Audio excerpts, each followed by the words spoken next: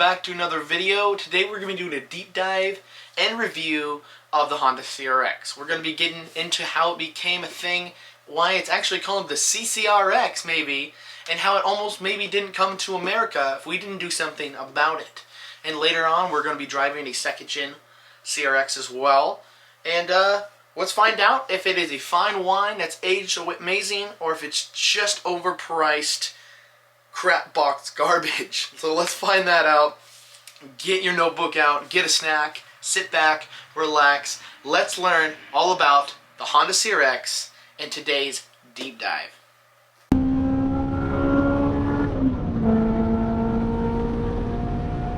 So first of all, I want to start off this video by saying if you don't want to see me ramble on and talk, and you just want to go see the review, I have chapters in the bottom of this video that you could find out. So the beginning part is this is going to be the history of the CRX.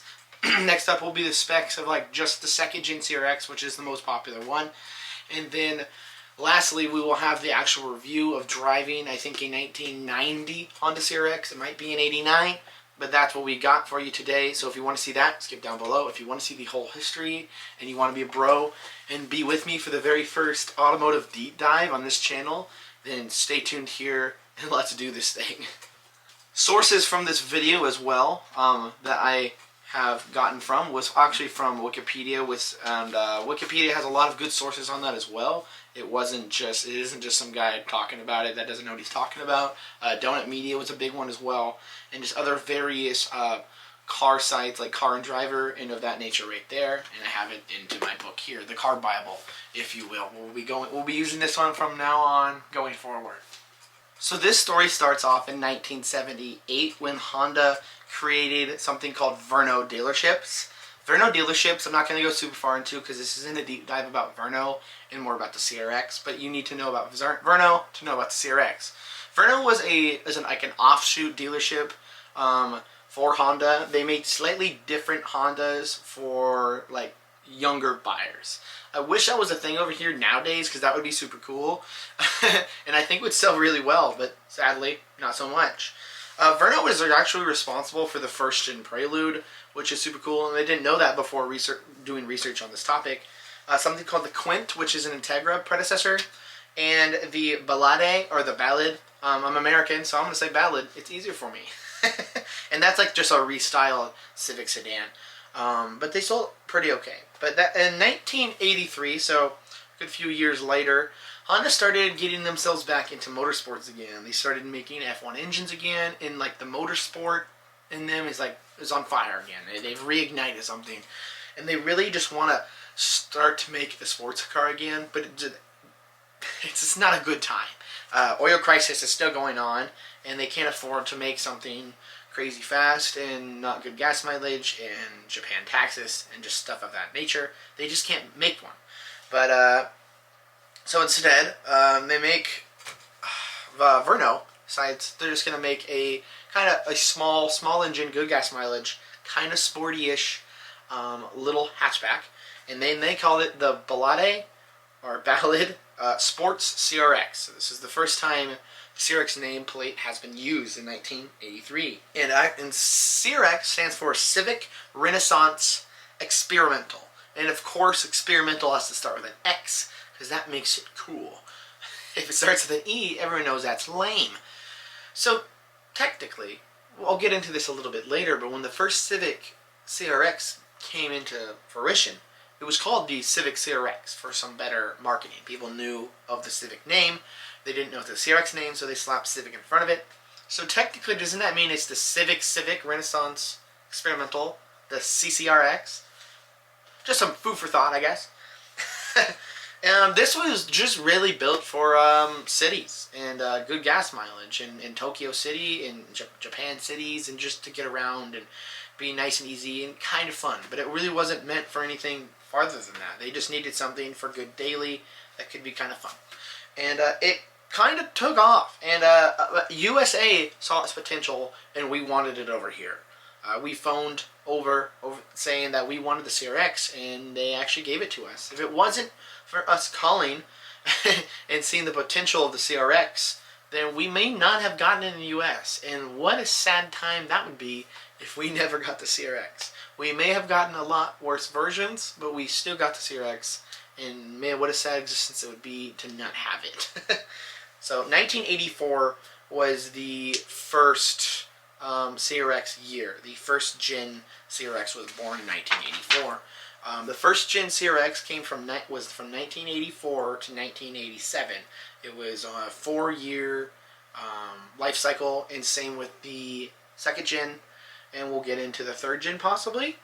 So things that separated the CRX from the Civic CRX from the actual Civic was that the wheelbase was shortened from the Civic to 86.6 inches, and all measurements I'm going to be saying in this video, take it with a little grain of salt. I'm pretty confident on a lot of these measurements and power numbers, but sometimes it gets a little murky from it being just such an old car. I mean, this was a long time ago. This was like 40 years ago. So do take it with a grain of salt. But so the wheelbase was shortened to about 86.6 inches, which is only a foot longer than a smart car. So very small and dainty. In America, we had it as just a 2-seater, and in Japan, they had it as a 4-seater, which I don't know how you fit anything back there. Maybe your little dog, if you have one. Now, handling was something somewhat of a catch-22 in a way. It wasn't good, and it kind of went against what the CRX was later on and what this one became. The suspension was never meant for racing or crazy handling, so they didn't make it that way. The front was a torsion bar, and the rear was just a single beam axle, which isn't advanced or good. It was just really cheap to make, and it's very sluggish, very unresponsive. But the CRX still surprised most people with how responsive and well handling it was, with just a super lightweight and small wheelbase. Super lightweight and small wheelbase makes up for a responsive and fun car, even with the primitive suspension model they had at the time. And this is one huge reason why the first gen CRX just wasn't as big of a hit as the second gen. First of all, because a lot of people just don't like the looks as much, but this suspension setup is a big reason for that. Honda didn't expect for it to go off so hard in motorsports and stuff of that nature. And car enthusiasts, they didn't make it to have really good suspension. This was, again, the first gen CRX in 84. They didn't expect it to hit the market it did. And like I said, racing took off. People started using them all over the place, and they started winning. And that's when a little company called Mugen came in. And they made a race car. They made a GT4, SCCA GT4 race car with a 1.5 liter, making 165 horsepower out of a single overhead cam 1.5 liter. That thing was light, and it won 2 championships in a row in 1985 and 86. It's insane. It took off, and they all sold like crazy. Everyone wanted the CRX, and that's when Honda realized we got something special on our hands here. And then 1 year later, in 1985, that's when they released the SI. They released the SI in America and Japan and Europe. In Europe and Japan, of course, got the good one, and we didn't. But I will get into exactly what that entails with the motor a little bit, teensy bit later. The SI also got a rear sway bar on that rear beam axle, which is kind of putting a band-aid on like a broken leg, but it did do something to stiffen it up just a tad bit more to make it just a little more fun. So let's get into the CRX. Let's do some first gen CRX kind of specs on the car itself. I want to start with the US domestic market, because that's basically most of my audience is coming from there, but I will talk about the GD1 as well. So again, we got the shit end of the stick, of course, like most of the time. But something really cool is they got from 30 to 50 miles a gallon most of the time, and some people even rumored to have 70 miles a gallon on the CRX. How insane! That rivals and beats most hybrids. At work, I sometimes drive a Toyota Corolla, a 2021, and that gets from low 40s to 55-ish, to 60 if I'm really, really pushing it. And this thing can get 70. That's amazing. So the US had 2 versions for at least the first year or two. We had the Eco and the Sport. The Eco later on became the HF, that I'll get into a little bit later, which stands for high fuel efficiency. The Eco for the first year used a 1.3 liter CVCC engine, which is just kind of their engine. And it made, again, remember these power numbers, use a little grain of salt, but it's around this number, okay? Had a whole 58 horsepower. Crazy, I know. 58 horsepower, and the sport version had a 1.5 liter engine with about 58 to like 76 horsepower, something of that nature. And the 1.5 liter and 1.3 liter, something important to note, is back in the day here, they were all carbureted motors. So carbureted, not fuel injected. And that's when in 1985 the SI came blowing into the scene. And of course, SI meaning sports injected, which back in the day really meant something because obviously they were carbureted at the time. Now, of course, all Civics and Hondas and cars of the nature are not carbureted. They're all fuel injected. So sports injected SI is really just kind of the sporty name that you use. But back in the day, sports injected meant something because they really didn't have fuel injection. But the SI came onto the scene with fuel injection, which is a big deal, more responsiveness and more power. So over here in the United States, we got the same 1.5 liter from the Sport, but with more power and kind of redone a little bit with fuel injection. And this motor made around probably 92 horsepower or so, with a 5-speed only. The base models of this year came with either a 5-speed as well or a 3-speed automatic.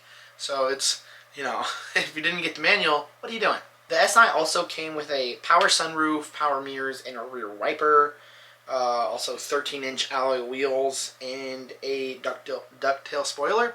The alloy wheels are awesome. They're those like really crazy like 80s phone dial wheels that I love so much. I'm not a huge fan of the styling of the first gen CRX, but I love those phone dial wheels. They're really cool. And of course, over the years, they got a little bit more crazy, fancy stuff. Like the headlights were changed a little bit to look a little better and stuff of that nature. And fun fact, the first gen CRX was inspired by the Alfa Romeo GT Junior Zagato. I might be butchering the name of that. I'm not Italian. I'm American. That has horrible pronunciation for everything. I'll put a picture of that up right here, and I can see the similarities. And the designer of the CRX actually owned one, and that's why he had the design, I guess, idea for it. And over in Japan and Europe, those guys got something better than we did. The SI over there did not come with the 1.5 liter from the Sport with just fuel injection. Instead, they got something totally different. They got a 1.6 liter dual overhead cam called the D16ZC, which is a dual overhead cam D-Series, which if you guys know a lot about Hondas, you know that's pretty rare, and this motor is a rare thing to see. It did not have VTEC, but it was basically the equivalent, think of like the B18, B1 kind of thing from the base model Integras later on. That's basically what this one was, but it was a D-Series. It was a 1.6 liter. But it made a lot more power. It was pushing around 135 horsepower, and the UK model actually probably pushed around 140, so just a tad bit more than the Japanese version. Which is, you know, a lot more than 92 horsepower that we got in America. That dual overhead cam really did make the difference with torque and just overall power. They're basically the same motor from Japan and the UK. Japan obviously was labeled the ZC, and the UK version was labeled the ZC1, just to establish a little bit of a difference. And going into weight on the first gen, and then I'm going to go away from the first gen. We're going to get into the story of the second gen. The weight of the CRX really changed, and so there was an auto in only 2 model years of the base CRX. The HF, high fuel efficiency, and the SI did not have autos, and the base one didn't even have autos until 86 to 87, the last 2 years of the car. So 1984, the base model Civic was 1,819 pounds, really light, and the HF and SI did not exist in 84, so that's the only one we got for that. In 85 is when the other models were introduced, and it stayed the exact same. It stayed 1,819 pounds in 85 for the manual base model version. The high fuel efficiency in 85 had a crazy 1,713 pounds. Meaning that, you know, if you get in a crash with this car, you're basically,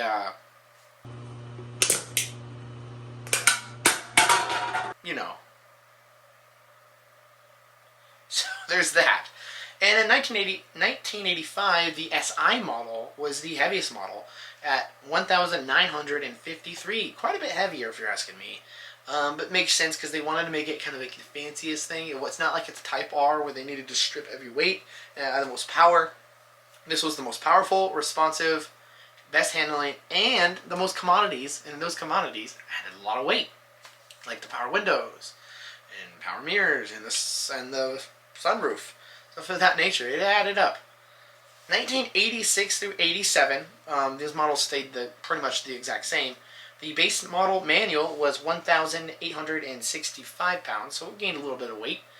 And the automatic, which was the only automatic of these CRXs, was 1,898 pounds. So again, it was probably around 30 to 40 pounds heavier than the normal one, which sucks, and especially since the transmission also sucked.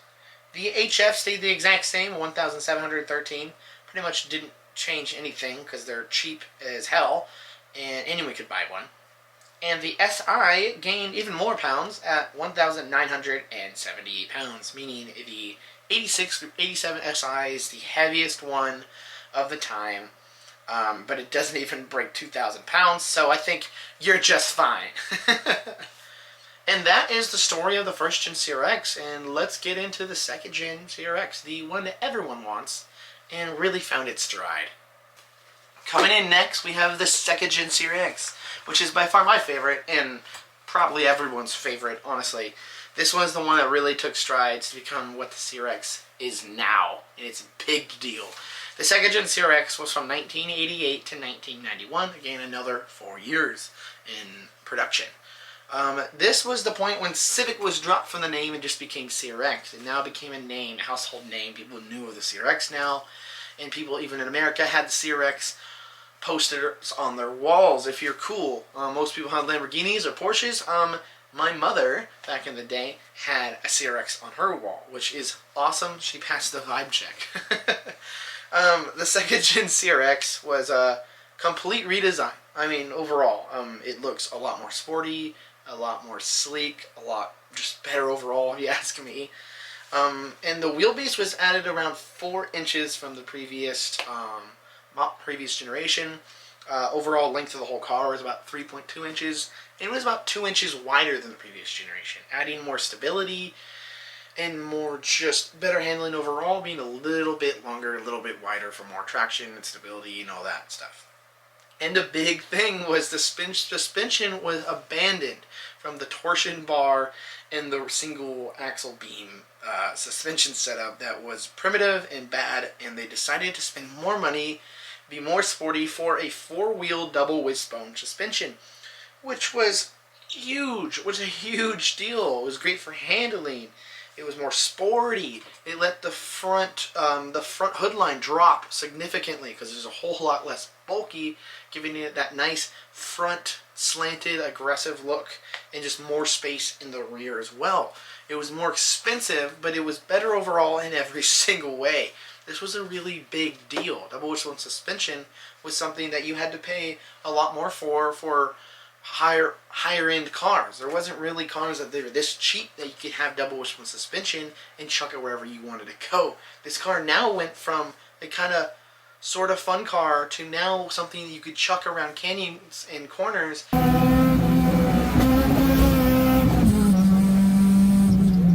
and point it and it'll go. It is now the Miata, the front wheel drive Miata of the day.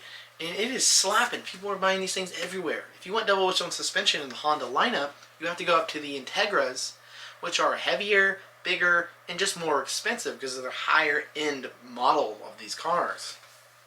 So this was a really big deal. And it was a huge selling point for the CRX and still is today. And I'm not going to lie, they kick ass. The CRX we're going to be driving today has lowering springs on it, but stock struts and everything else. And it is a base model, so it's not an SI. It does not have the stiffer anti-sway bars.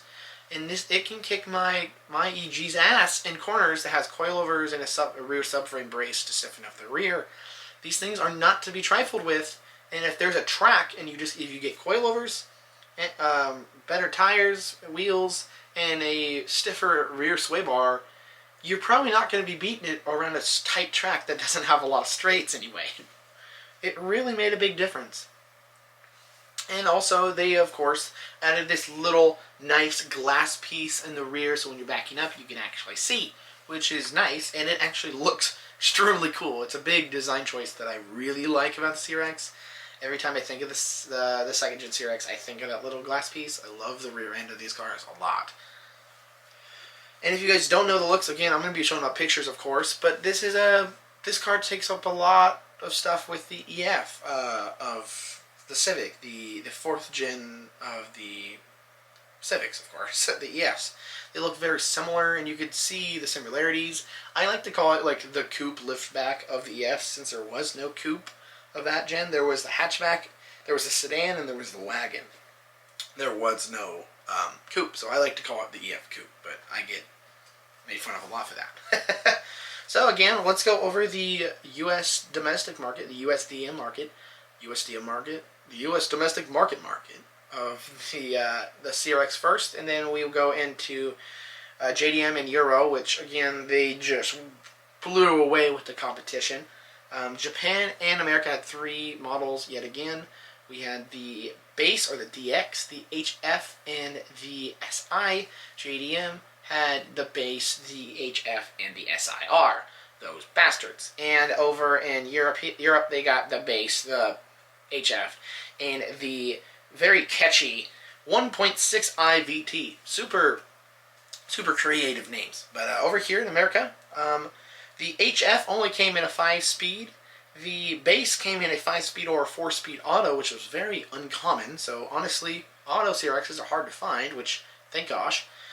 And the SI only came in a 5-speed as well. So CRXs were basically an only manual car, which is rare and really cool now. So the HF I'll go over first is the high fuel efficiency yet again, and it came with a 1.5 liter 8-valve, so 2 valves per cylinder. Crazy, I know. And it had dual point injection, or DPFI, which, if you haven't seen it, I will put a picture up. It basically looks like a little saucer, and that is its fuel injection. It's kind of like a, I'm not going to go super far into it, but it's basically a, because I don't really know how it works either. I've owned one. I've owned a couple with it, but I don't like it. No one likes it. It's a kind of like a mix of a carburation and fuel injection. I think it has only like 2 injectors, and it goes into that bowl. It's very weird. It's not as responsive, and it's not as powerful, but it's used to help sip on gas for better gas mileage. So it did have a purpose, but if you're looking into modding them, that dual point fuel injection is not the way to go. So I do gotta say that. And this one again, 8-valve, was called the D15B6. This was about from 88 to 89 had a blistering 62 horsepower, and from 90 to 91 it had 72 horsepower. So they found about 10 horsepower in from the last 2 years, which I imagine does make a pretty big difference. 10 horsepower on such a light car with such a low horsepower, I bet you feel every bit of horsepower. I bet you probably feel a loss of horsepower when one spark plug starts to get dirtier than the other one. Take that from experience. The DX, or the base, the one that's usually unlabeled, if you see CRX and it's not labeled, no badges or anything on it, it's probably just the base or the DX. The HF even had a little sticker on the back. This also had a 1.5 liter, so this was a 16 valve, so 4 valves per cylinder rather than the 2. And again, this came in a 5-speed or a 4-speed auto, which who did the 4-speed auto? You're dumb.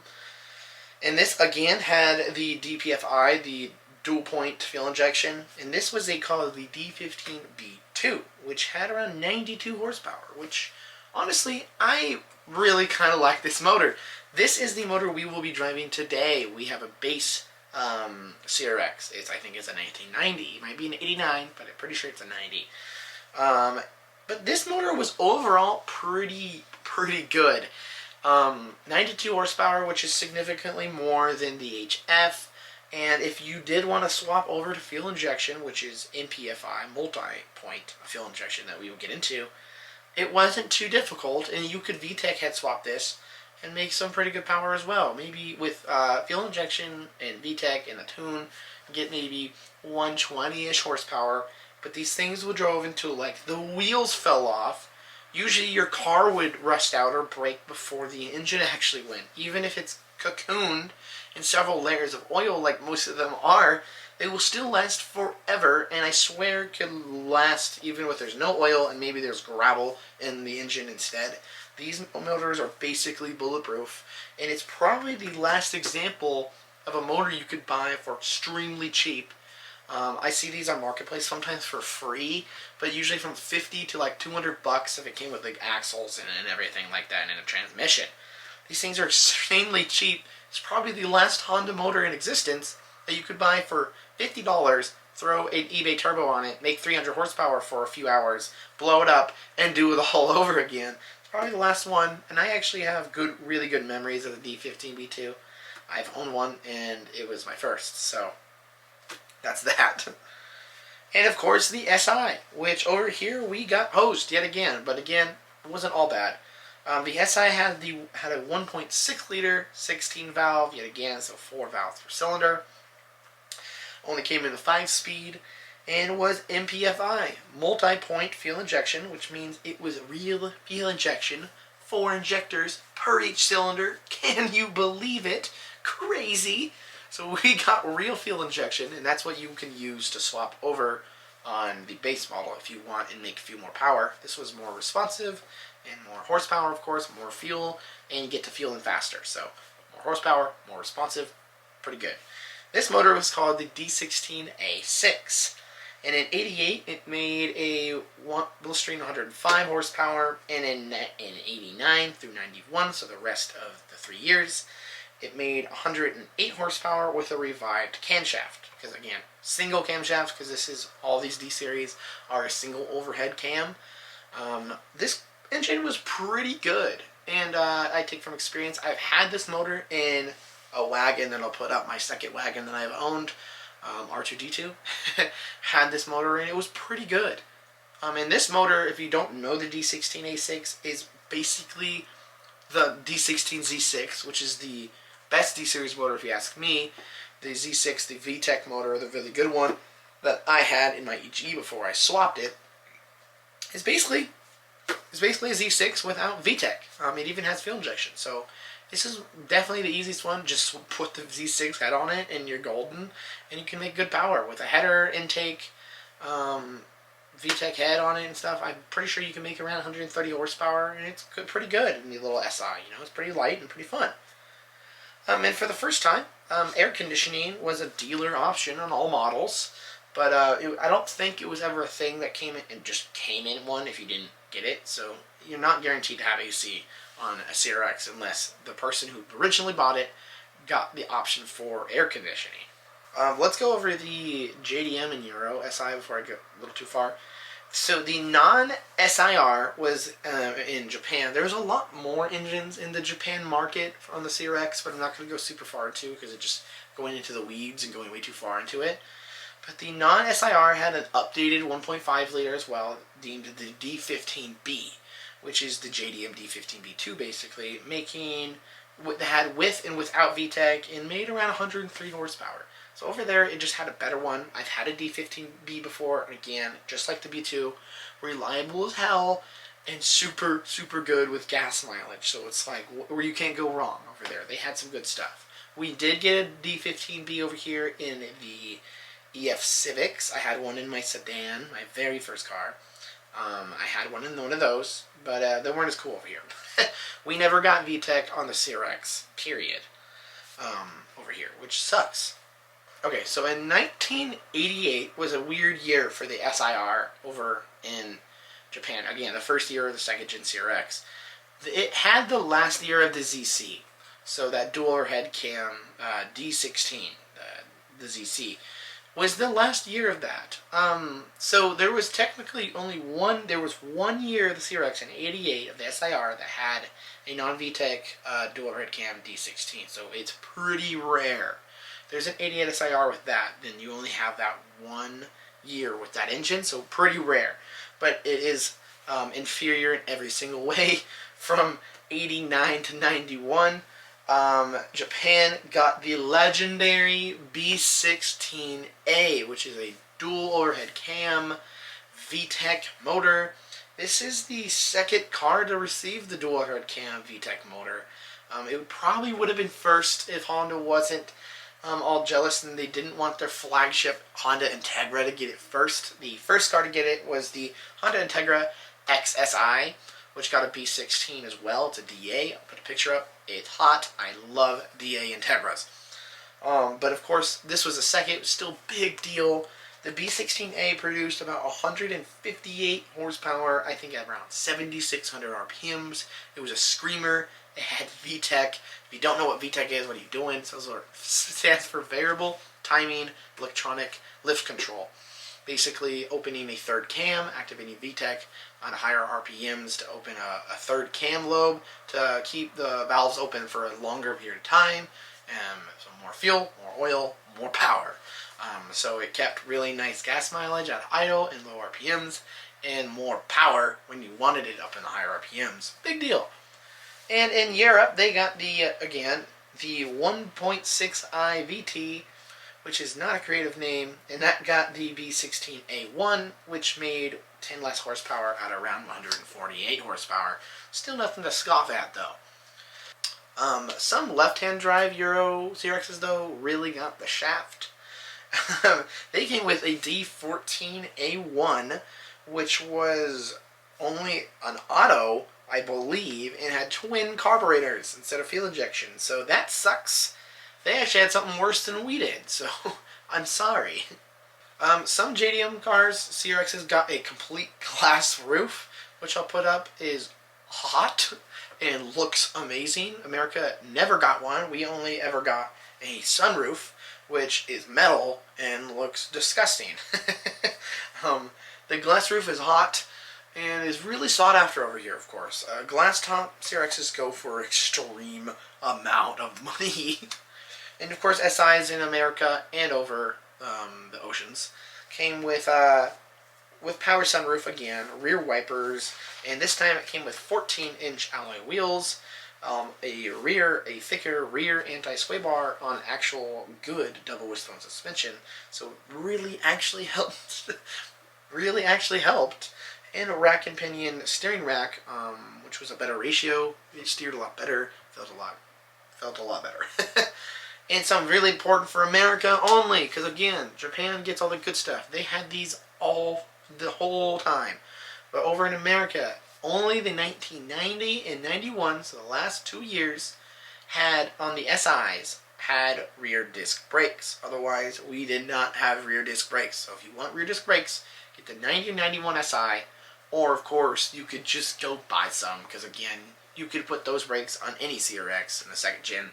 And I believe you could use DA Integra brakes as well. Maybe DC, but I don't think so. But I know you can use DA ones.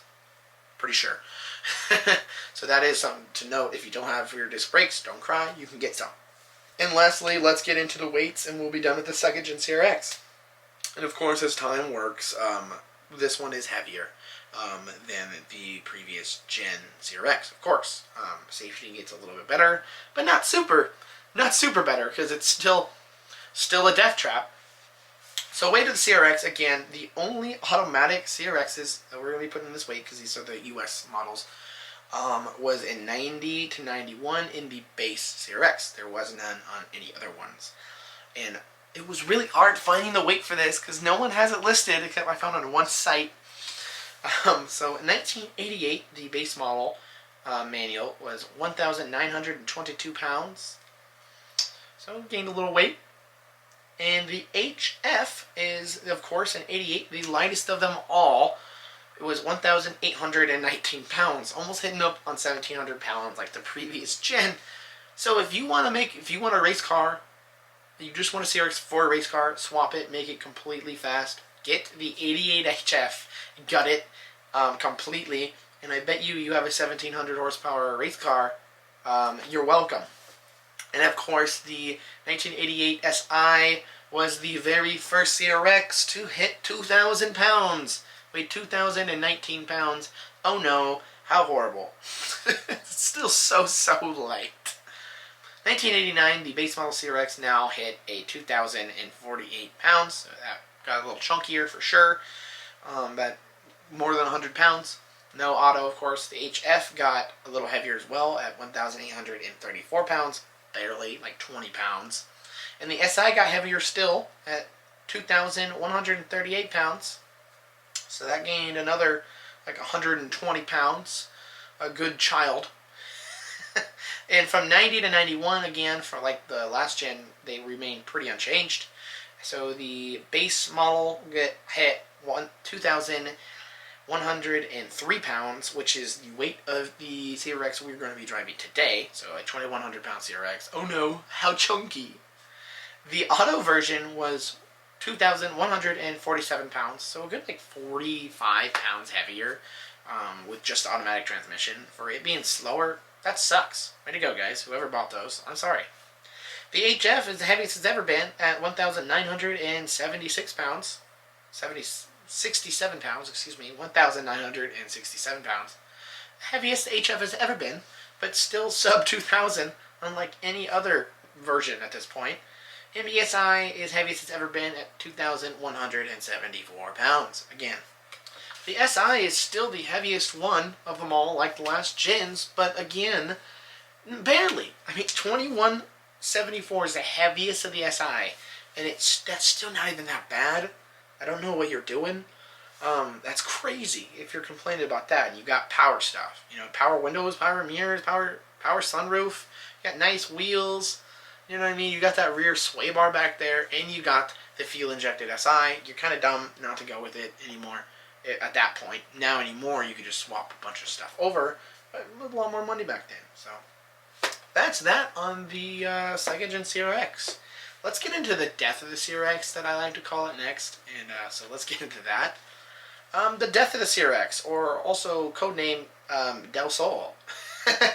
The Del Sol is technically a CRX generation, technically deemed the third gen CRX. From 1992, the turn of the era from 4th gen Civic to 5th gen Civic to the EG wasn't so kind to the CRX. They really screwed stuff up. So in 1992, they replaced the CRX with the new Target Top Civic base model. Right before like the hit of like hard hatches, right before like mainstream culture hit hot hatches, so they really messed up. And it just was such a sudden change for the CRX, and gave shock to customers who liked the CRX and liked it for what it was. And it didn't appeal to young audiences like they wanted it to. It just didn't make sense. They went from this sporty, sleek, low roof hood-lined car that looked really nice and sporty and a lot of room, to a bubbly, non-sporty, weird kind of target-topped Del Sol, which is such a weird name as well. It just didn't capture the same like imagination from people, and it was right before the hot hatches, so they really chose the worst time ever to do it. It came in 3 trims here in America. Other trims in other places, we're not going to get super far into it because the Del Sol isn't as important to me. The S, the SI, and VTEC. The JDM SIR version, I believe, produced 170 horsepower, which is pretty crazy from yet another B16 VTEC dual overhead cam, deemed the SIR2. But it just didn't hit hard, and no one really cared as much. And it also gave way to the Mazda Miata, which was now heavily in the scene and kicking the Del Sol's ass. This basically resulted in the death of the CRX. Its sales plummeted, and it just didn't make any sense. It had an identity crisis. The Miata came in, kicked ass, and then the Fast and Furious culture came in, kicked their ass. So 1997 was the last year of the Del Sol in the USA, and 98, I think, was the last year for everywhere else in the world. The CRX name hasn't been used since. It's been a dead name. In 2010, they had a model called the CRZ, which is like a spiritual successor, but we don't really talk about it. It wasn't such a hit. The CRX name has been dead since, and it's a true shame. It now only lives in legend, and for sure, it's a shame, really. But it's really unique history that CRX had, and I'm glad it happened, and I'm glad America thought of us to actually have the CRX instead of sitting on the sidelines and just looking and be like, yo, that's a cool car over there. Too bad we don't have it. I'm glad they actually thought of us for once, even though we did get bad ones, basically, and none with VTEC ever in its whole history. Other than the Del Sol, which had a VTEC model. But again, Del Sol is the weird, ugly duckling that we push aside because no one really cares about it. The CRX has gone through a lot of ups and downs, and truly, it's a legend nowadays. And let's find out, is it truly a legend now, or is it just because teenagers like to jack up the price and call it a legend? Let's find out when we drive my buddy's 1990 base model CRX with a stock D15 B2 with 325,000 miles on it. You heard me right. Again, the car will break in half before the engine goes out. So, I will see you guys in the drive. Let's do this thing. Alright guys, and here we are. The little second gen CRX. This is my buddy's car, almost completely stock. It does have lowering springs. It has Yokohama Advance and EM1 SI rims, but that's it. This is a base model, or the DX, like that we were just talking about, so it has drums with the D15 B2 that I'll go show you. And here we are. Here's that glass piece I was talking about as well, that the second gen has, that the first gen doesn't. That just makes like the whole back end complete on this car. It does have a muffler delete, not because Fast Boy Racer, but because it was rusted and it rattled like a can of like nails. So we just took it off. Again, it's unlabeled. There's no badge here just because it's a base model DX. Let me show you the engine here. This is a daily, so, you know, dailies be dailies. It has 343,000 miles on it. I rounded down, apparently. And this is the original motor.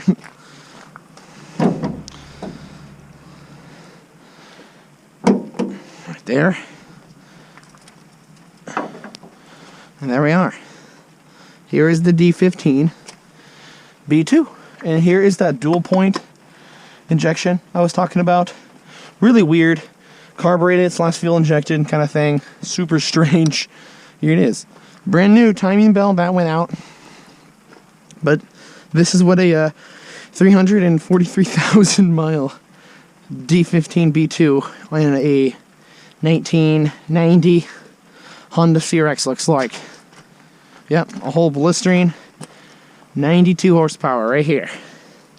But still gets 30 to 40 miles a gallon, so, I mean, flex. Alright, and let's take a look on the interior here.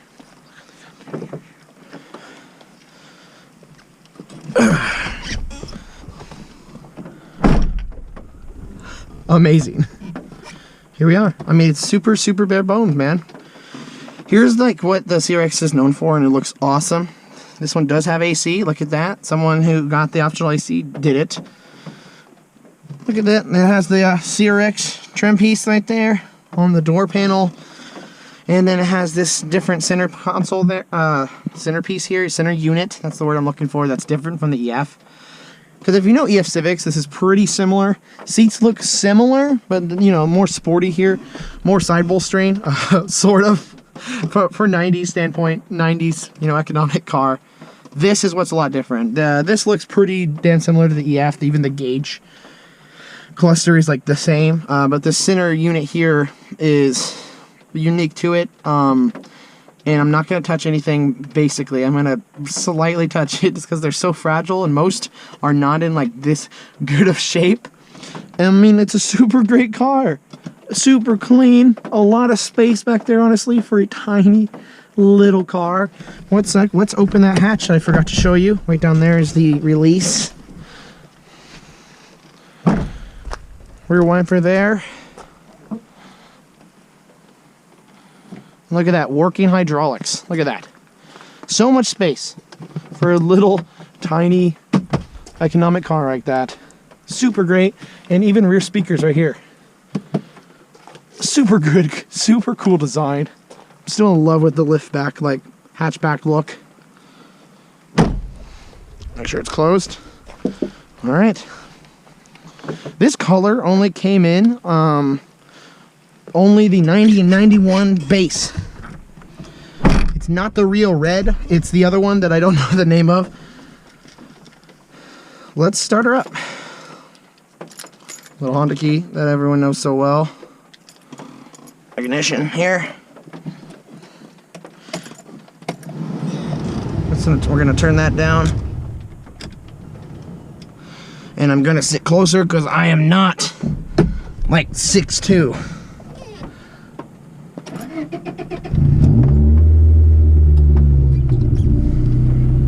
Lights.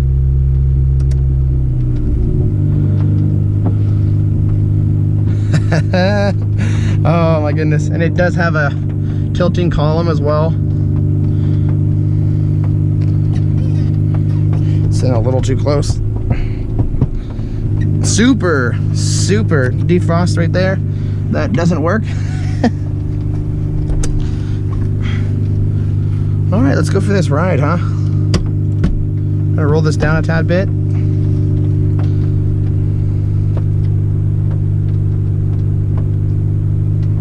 You want to be careful with this dial here. They like to break off. That's usually the first thing to go. All right, let's get going.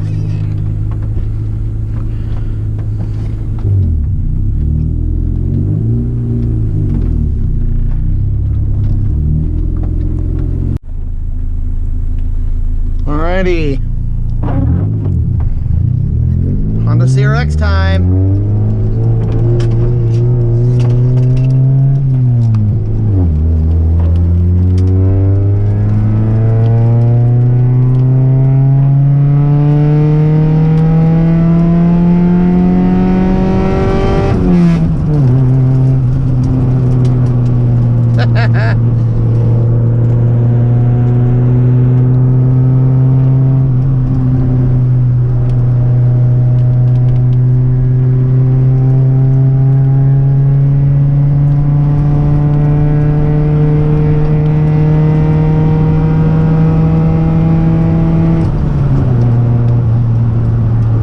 So fun. These cars have such a charm to them with its whole 92 horsepower that I'm planting the throttle to the floor with.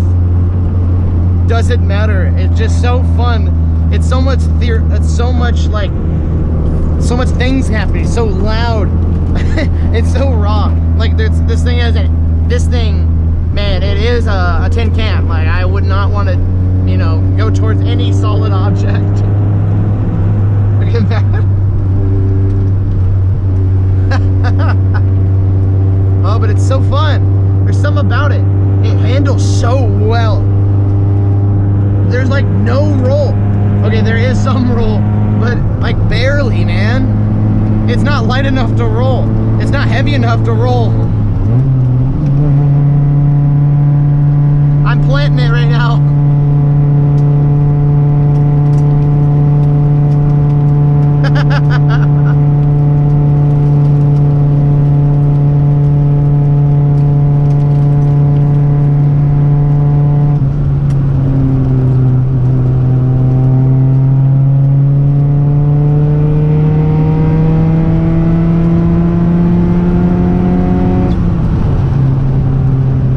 New brakes as well. Feel pretty good.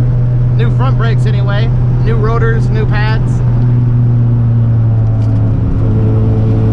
It just feels special. I don't know, it's just something about it. Old Hondas have that feel to them, like just that special feeling.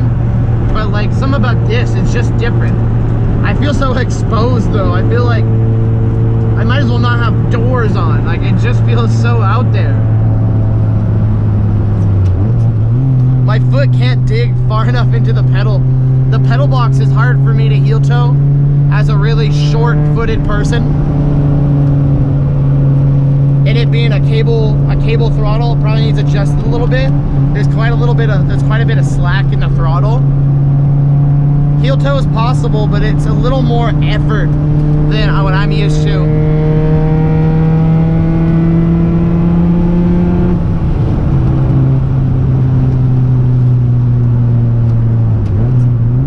See, like I can get it, but it's like not enough.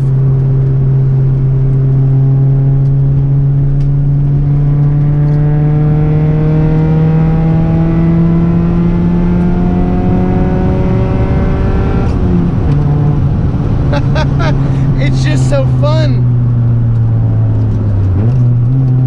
Almost. You really have to punch the hell out of it.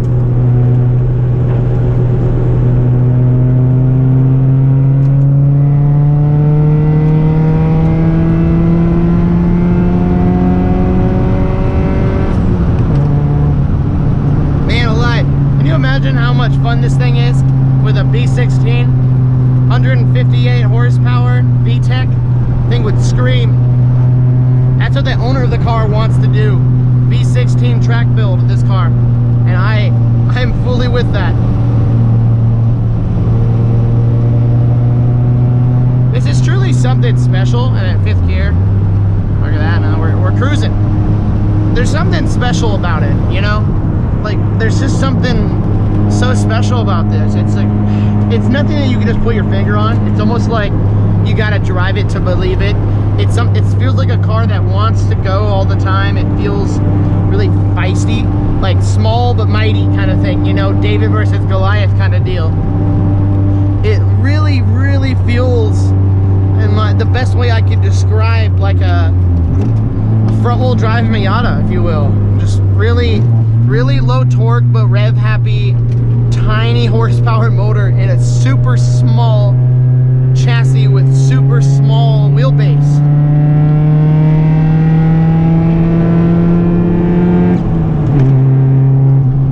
That's a manual. That's extremely fun. And even though it's sloppy like this, because of bad motor mounts and really old shift linkages and bushings, it's still extremely, like, I'm not sure if I'd use the word responsive, because that's not the word I'm looking for. But fun. The fun is the word I'm looking for sure. Like the manual transmission is far from its prime time. The linkages are old. The motor mounts need solid motor mounts, or just renew the stock ones. But I mean, it's just, it has this my gosh, I can't speak. This undescribable quality that just makes these cars such a blast to drive. There's a reason they sold just so many of them, and it's a certain type of car that just we won't be getting anymore, you know. We won't get stuff just like this. I mean, it truly is an actual can, you know, to drive.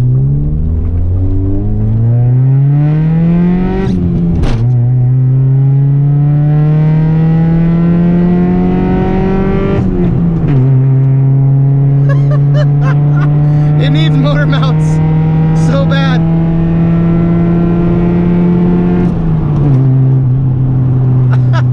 But it's so fun. It's like, man, I haven't had this much fun in a low horsepower car in a while.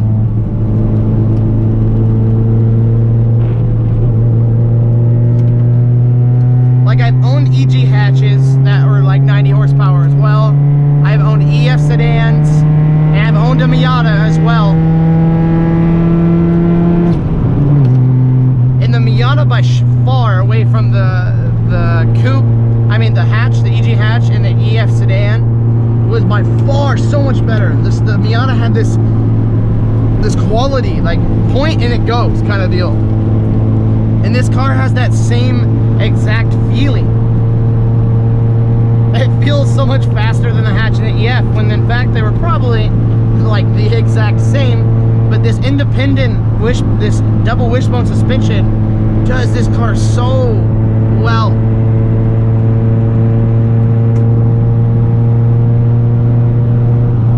Is it worth $7 grand on Facebook Marketplace?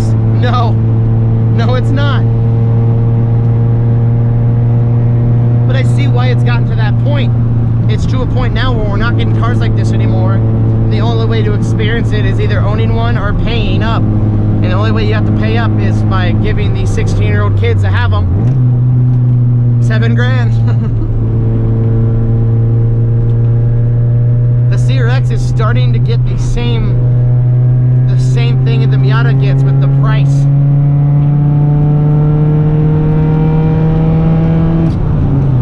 But you could just get luckier and find cheaper ones. Because there are, I don't know, I feel like there are a lot more made of the CRX, but I could be wrong, but I feel there were.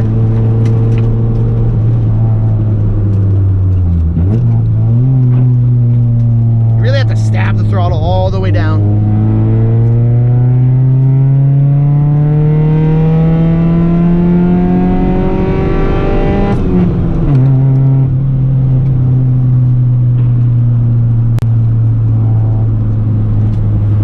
Oops. Damn it.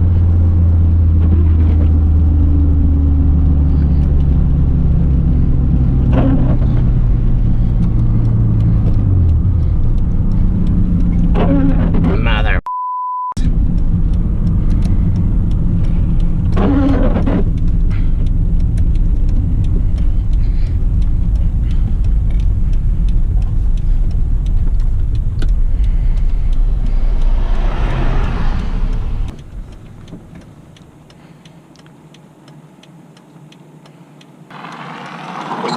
Hey you, where's your kill switch again? It's I hit it with and now Jesus Christ. Like a front switch. hey, awesome, thank you. You gonna cut that out, right? Yeah. Oh gosh. Okay, thank you. Thank you. How'd you kick it? Yeah, you. All right. Yeah, let's not talk about that. he has a fuel switch, you know, to kill the car for when you're going somewhere. I kicked it with my foot. I kicked it with my foot and killed the car.